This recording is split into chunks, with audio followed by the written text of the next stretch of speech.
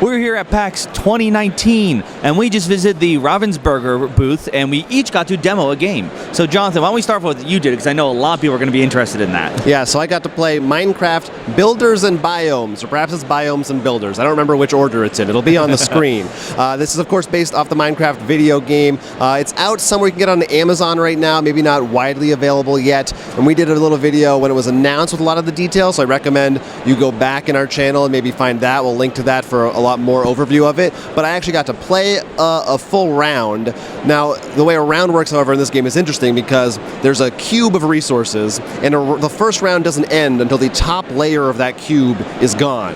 But your group might only take cubes from like one half of it. So as long as there's one cube on the very top, the first round might be like half the game, and the next 3 rounds will just be do.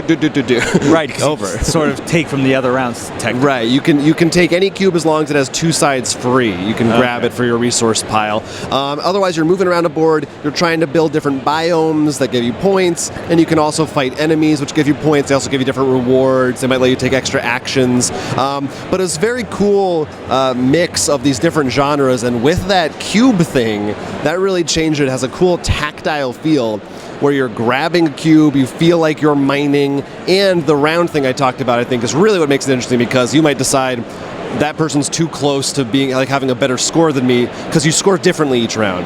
So I might say I'm ready to go to round 2 because otherwise they're going to get way too many points, or I want to hold off because that's no good for me.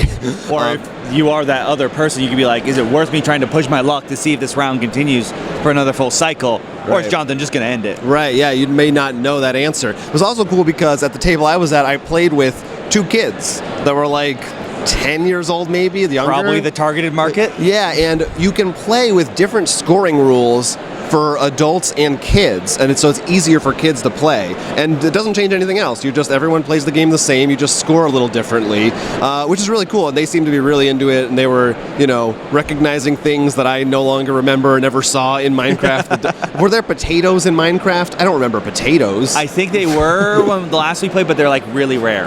But that's when you're fighting someone, a potato's a dud if you draw a potato from your stack of fight tiles. But you can get weapons, you can get swords. So it's a simple game, definitely a good family game, but I feel like it does take that feeling of Minecraft in an abstract way, and it does it well. So my 2 questions, which you sort of answered now, but I want to clear ones, is 1, does this do Minecraft justice?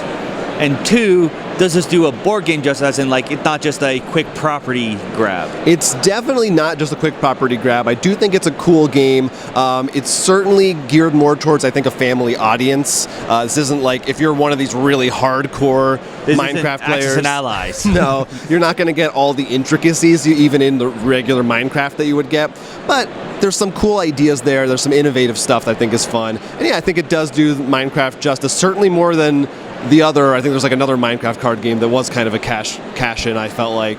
So this one is cool. Check it out. Keep an eye out on Minecraft Biomes and Builders. You played a game that's been getting tons of buzz that I know you have been wanting to try for a long time, and you finally got the chance. And sticking with copyrighted products, I played Horrified, which is all about the old school monster universe. I guess they were all still in the same universe. I know they had a couple crossovers, so I guess this is before Marvel. This is the real... This is the original Avengers, yeah. So you are playing against the cinematic monsters, and I played a demo with only 1, but usually, they say you can really set for any difficulty, like 1's really simple and easy, but 3 said was generally what standard was fine, being very difficult and very hard to beat.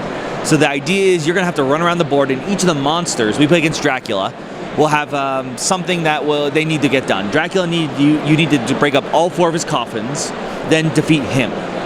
And I know that the mummy required like some weird pattern to be built. The werewolf had to try to find the cure. And the way you do that for all these is not a silver bullet. You want to cure him. You want to cure him. Okay. I didn't fully read, but you have to try. There's but 2 the reason ways. why this is interesting is there's a bag of items, no matter what you use, and they come in 3 colors: red, yellow, blue. Red being mostly weapons. Yellow was like garlic, steak, I guess more like the silver bullet kind of weakness things. But blue being scientific gear. So with a Dracula, you had to use red to break the coffins and yellow to beat him. So blue was worthless. Only for defensive, which I'll get to a little bit later. But the werewolf, his whole thing needed blue. So it's just interesting, like depending on what monsters you have on the field, certain items have different value. So one might be useless, or it might be like, oh, 2 guys need that, so we have to really be careful. How do we divvy it up? Exactly. Like the blue ones, I happen to get a lot of the blue for my character, so I was the meat shield. Because when they attack you, you can discard an item to avoid the attack. This doesn't have player elimination, which was like, thank God, even though Dracula could bite you, so to speak. What happens is you're sort of knocked out and sent to the hospital. But there's a terror track. And if that hits 8, I think was the number, it's game over. For the co-op experience, it was really fun because we were talking like, can you go to that? Yeah, I'll get that. And you have the item, so I'll be the meat shield to hold Dracula off till you guys get around and protect these villagers. And then like some of the other cards, are, like even though they were on the field, I was sort of disappointed. Like Frankenstein had a thing, he plays with his bride. So like you don't want them to meet up.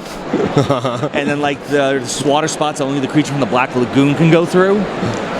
So overall, it seemed like this fun, simple, but clever way to introduce this monster universe. This is a little bit more advanced, I think, than Minecraft, but do you feel like this is still like a good family kind of game? Is that sort of where it's aimed at? Like we could play it together? I think because the way that you can choose monsters, yeah, because if you play with one monster, I think that's fine. You know, it wasn't really too difficult. Really, it was there so we can understand the mechanics. And like I said, you can play with more monsters, which change the way what you need. And the monsters actually have difficulty ratings in the book. So like if you want to, let's make sure if we're going to play with 5, let's play with the 5 easiest ones. Or if you want to take mix in one of the harder ones, you can do that. So the monsters are also designed to be more, have a difficulty scale too. You can really scale it to what you need.